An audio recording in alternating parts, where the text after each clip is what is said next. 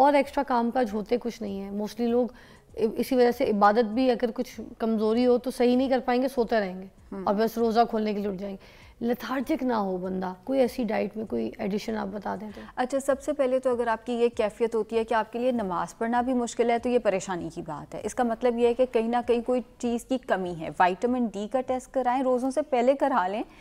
Serum ferritin का test कराएं। Serum ferritin का टेस्ट कराएं। अपना आयरन का टेस्ट। फेरेटिन क्या है एग्जैक्टली? फेरेटिन ये है कि आपके पास रिजर्व में कितना आयरन है। एक तो एचपी है ना कि आपके पास ब्लड में कितना ब्लड में, हाँ, लेकिन एक होता है रिजर्व में। हमारी बॉडी के पास रिजर्व में भी आयरन पड़ा होता है। और फेरेटिन ये है कि अगर वो भी लो हो तो पेशेंट लेथार्जिक फील कर सकता है। अच्छा। एंड फिर हमारे पास आ जाता है विटामिन डी का टेस्ट। विटामिन डी की कमी पूरे एशिया को होती है एंड उसकी कमी से भी हम आम रूटीन में इसलिए चलते फिरते रहते हैं कि जी हम आम रूटीन में थोड़ी थोड़ी देर बाद कुछ खा रहे होते हैं, बट जैसे ही हम रोजे की हालत में जाते हैं लेथार्जी होना बढ़ जाता है बिकॉज आपको किसी न्यूट्रिएंट की कमी हुई होती है। हम उसको सॉर्ट आउट नहीं करते, हम और दबा के खाते हैं। तो पहले ही अपने 3-4 टेस्ट करा लें एंड फिर हम सहरी की तरफ अगर आएँ। हम लोगों को लगता है कि पराठा खाना बहुत बुरी बात है। आप पराठे का इस्तेमाल कर सकते हैं, बुरी चीज़ नहीं है, मॉडरेशन सीखें। जौ और गंदम या मल्टीग्रेन रोटी का पराठा बनाया, उसमें 2 चाय के चम्मच ऑलिव ऑयल का इस्तेमाल किया जा सकता है उसको पराठे की शक्ल देने में।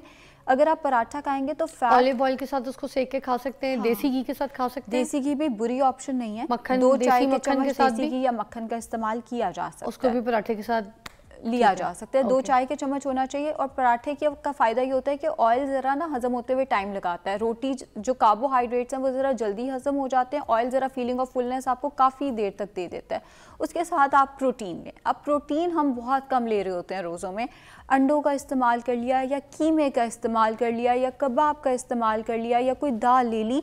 प्रोटीन लेंगे तो पेट भरेगा। हम क्या करते हैं, हम पराठा दही के साथ खा लेते हैं। दही में प्रोटीन है मगर बहुत कम मिकदार में, जिससे फिर हमें थोड़ी देर बाद या तो वो भूख लगने लग जाती है या हमारा आयरन लेवल इवेंचुअली लो होना। कुछ लोगों को सुबह सुबह एसिडिटी भी तो होती है, तो रात का बचा हुआ सालन अगर खा रहे हैं तो फिर या तो सालन ऐसा बनाए जिसमें लाल मिर्चें वगैरह ना डालें, लाल मिर्चें कम और स्पाइस गरम मसाले ज़्यादा ना डालें, है ना। आप सालन लें लेकिन दही भी लेना है साथ, ताकि आपको एसिडिटी भी ना हो। और दही जो है डेयरी प्रोडक्ट्स जैसे दूध या दही, ये फ़ौरन पानी रिलीज़ नहीं करते, ये आहिस्ता आहिस्ता बॉडी में हजम होते हैं एंड आहिस्ता आहिस्ता फिर वाटर रिलीज़ करते हैं, जिससे आपको फीलिंग ऑफ फुलनेस भी रहती है एंड आपको आपकी हाइड्रेशन भी मेंटेन रहती है। तो कार्बोहाइड्रेट्स यानी पराठा या रोटी हो गई, साथ में प्रोटीन यानी अंडा, कबाब या कीमा या दाल हो गई, और साथ में दूध या दही। अब आपके पास एक पाव दूध या दही की ऑप्शन है, आप बेशक उसकी लस्सी बना लें, बेशक ये दूध या दही अलहदा से खा लें। बेहतर तो ये है कि दूध या दही का सादा इस्तेमाल किया जाए, बिकॉज जब हम लस्सी बनाते हैं नमक डालने से भी डिहाइड्रेशन होगी, चीनी डालने के भी कोई फ़वायद नहीं है। तो दूध या दही वैसे, और साथ में नट्स भी ज़रूर लें। चाय पी सकते हैं सहरी?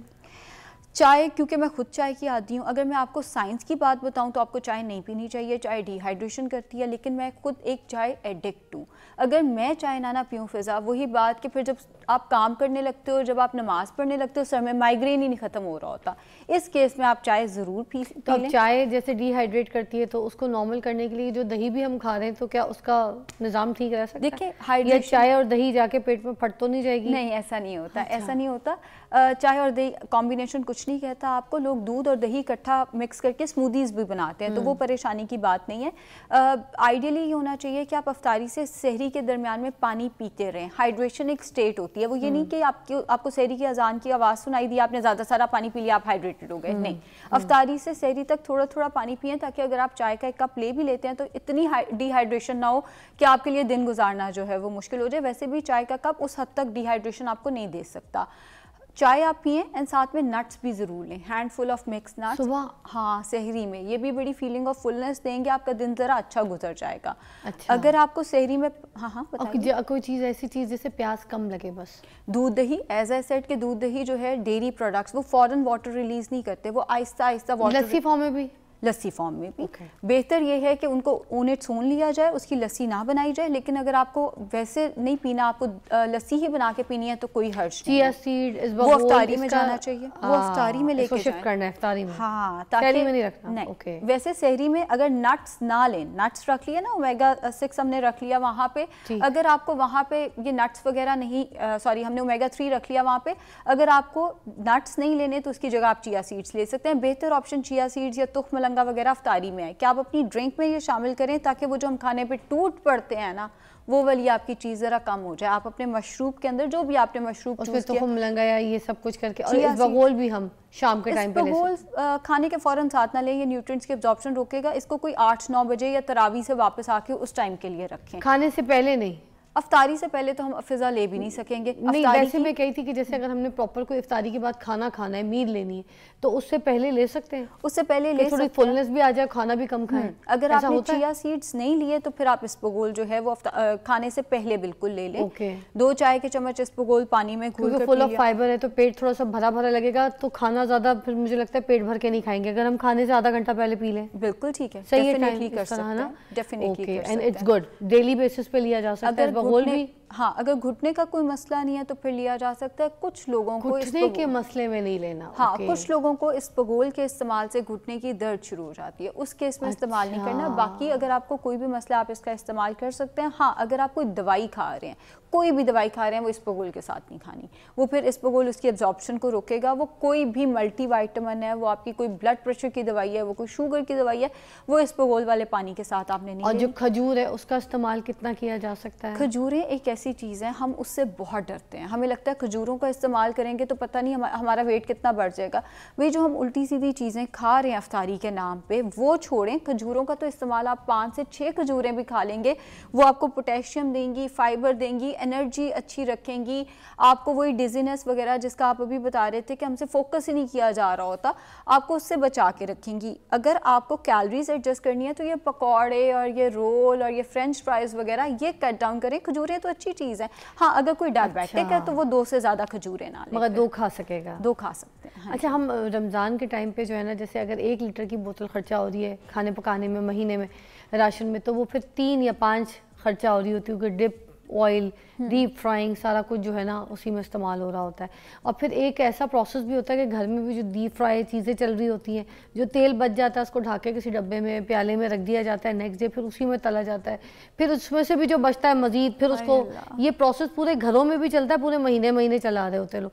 तो ये जो बार बार डीप फ्राइंग रीफ्राइंग यू नो इस तरह से इस्तेमाल करते हैं, ये इंतहाई गलत है। और मुझे लगता है कि अब 2025 में तो लोगों को इतनी अवेयरनेस आ जानी चाहिए कि अब पता है हमें कि ऑयल अगर काला हो रहा है इट मींस कि ये खराब हो रहा है। अच्छा, मैंने वो कहते हैं इसमें मछली तली थी इसलिए रंग काला हो गया। और फिर मैंने एक पेशेंट से कहा कि आपने तलने के बाद उसको इस्तेमाल नहीं करना, वो काला, उन्होंने काला वाला सारा वो छान लिया। हाँ, छान लेते हैं। नहीं, ऐसा नहीं हो सकता। आपने एक ऑयल एक दफ़ा इस्तेमाल किया, उसके बाद प्लीज़ उसको डिस्कार्ड कर दें। फिजा मेरा इसमें ये बात ज़रूर समझाया, आप सही कर रही हैं। बिल्कुल, मेरा ये मानना है कि हमारी ना प्रायोरिटी होती है कि लॉन का एक अच्छा सूट ले लें जो कि 18-20 हज़ार का आता है ईद पे, लेकिन एयर फ्रायर जो कि 18,000 से लेके, अब इट डिपेंड्स कि आप किस कैपेसिटी का लेते हैं। मैं कोई ब्रांड तो इंडोर्स नहीं कर रही।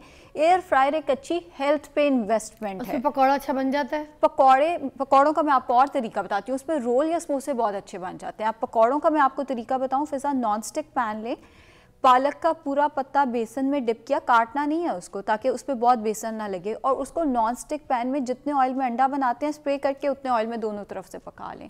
पालक नहीं तो आप अनियन का पूरा रिंग ले लें, 5 से 6 अनियन के रिंग्स डिप किए बेसन में, जितने ऑयल में अंडा बनता है उतने ऑयल में पका लिए दोनों तरफ से।